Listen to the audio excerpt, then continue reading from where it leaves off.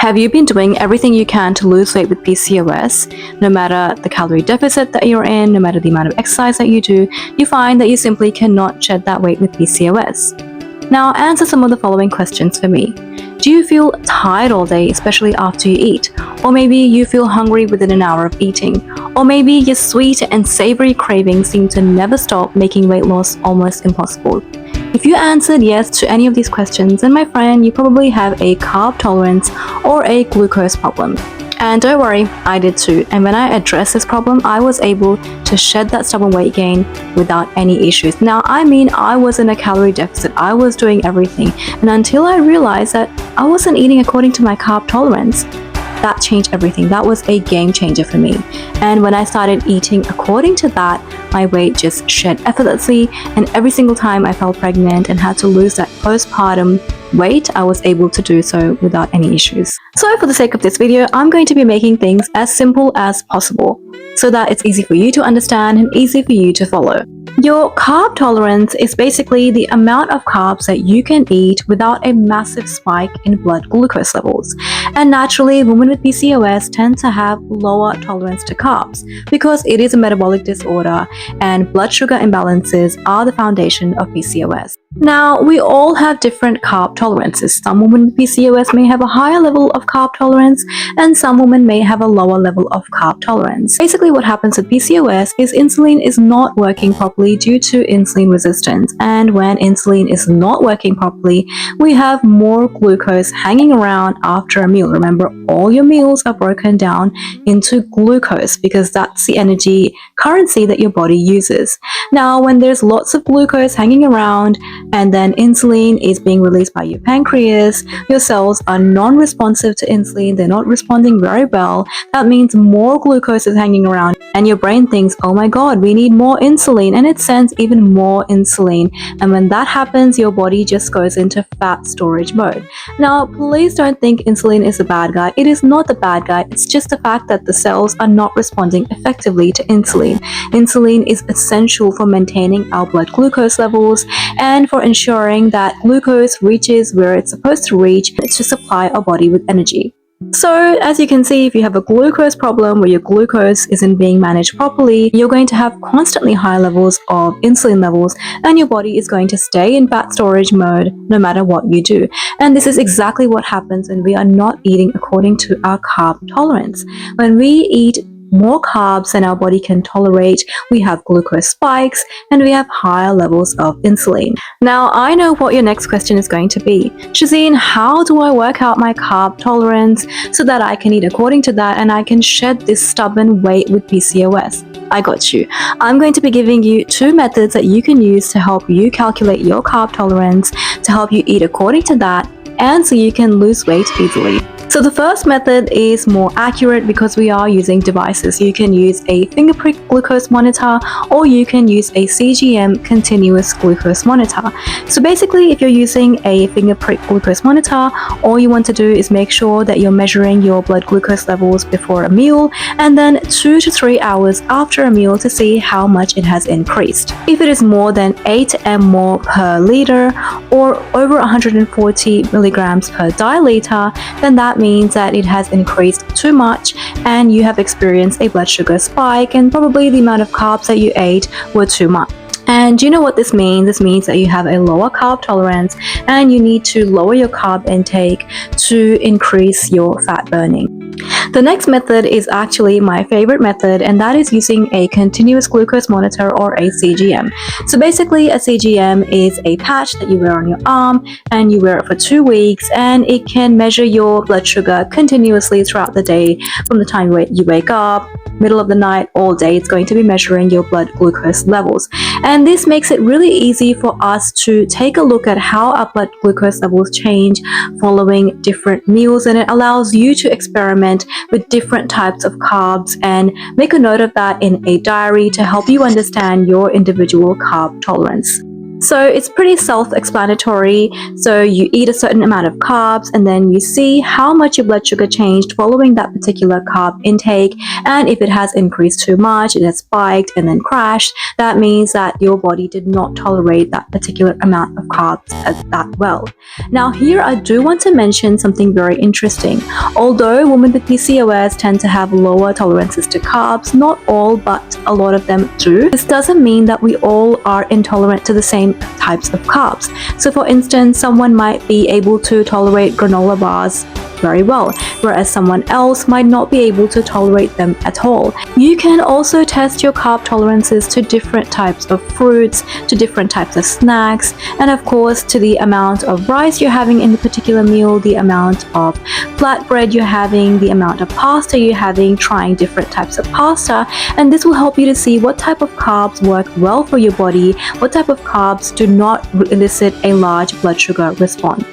Now, I know what many of you are thinking, Shahzeen, I don't have immediate access to a blood sugar monitor, I don't have immediate access to a continuous glucose monitor, but I want to start straight away. I want to know my carb tolerance so that I can start eating according to that and lose weight. So again, I got you. And the second method is all about watching out for your symptoms, the kind of symptoms that you experience after eating carbs, to work out your carb tolerance. And all you have to do is answer a set of simple questions that I'm going to be going through and see what your answers are to these to understand what your individual carb tolerance is. Now, I want you to pause each question and have a good think about it to make sure that you are answering according to what symptoms you experience so that you are able to work out your carb tolerance more accurately. So let's get started with the quiz and see what kind of carb tolerance you have with PCOS. Question 1 is, how well does your body digest carbs? A, I experience some gas and indigestion or some irregular bowel movements such as loose bowel movements. B, I sometimes have bloating but mostly normal digestion and normal bowel movements generally. And C, I do not have any issues digesting carbs. Question number 2. How long does it take for you to feel hungry again after eating carbs? A, I feel hungry straight away and don't feel full after eating just carbs. B, I feel satisfied for about half an hour to 1 hour, but after that I feel I need to eat again. C, I am 100% full and satisfied after I eat a carb-rich meal, and I can wait for 2 to 4 hours before eating my next meal. Question number 3. How do carbs impact my mental ability? A, I experience fatigue and brain fog after eating carbs where I can't think clearly and I can't focus. B, if I have a carb-rich meal, I have some trouble concentrating, but mostly I'm okay. Or C, I have no changes in my ability to concentrate after eating carbs. Question number 4. How do carbs impact my energy levels? A, I feel like I need a nap within 2 hours of eating carbs. B, I feel tired if I have a huge carb-rich meal, but mostly I'm okay with carbs. And C, my energy is stable if I eat carbs, so they don't really affect my energy levels negatively. Question number 5. How easy is it for you to control your carb intake? A, once I start eating carbs, I feel like I can't stop. B, sometimes I feel like I can't control my carb intake, but mostly I'm alright. C, I don't have any issues controlling my carb intake. And question number 6. What symptoms do you feel if you don't eat every 2 to 3 hours? A, I feel irritable, shaky, anxious, and just want to reach for any high-carb food that I lay my eyes on.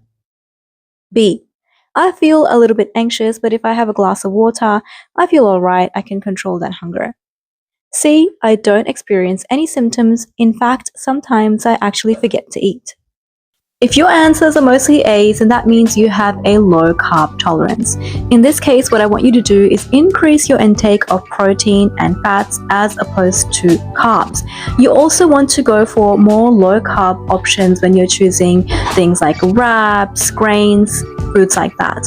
For instance, I love to use low carb and high protein wraps, low carb, high protein bread. You can also make flatbread at home, which doesn't spike your blood sugar levels as much. For instance, if you make flatbread with chickpea flour, that doesn't cause a huge spike in your blood glucose levels.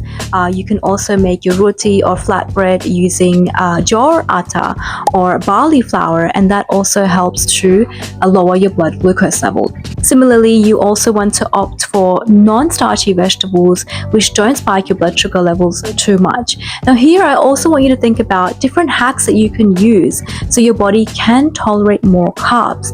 Let's talk about some of these hacks.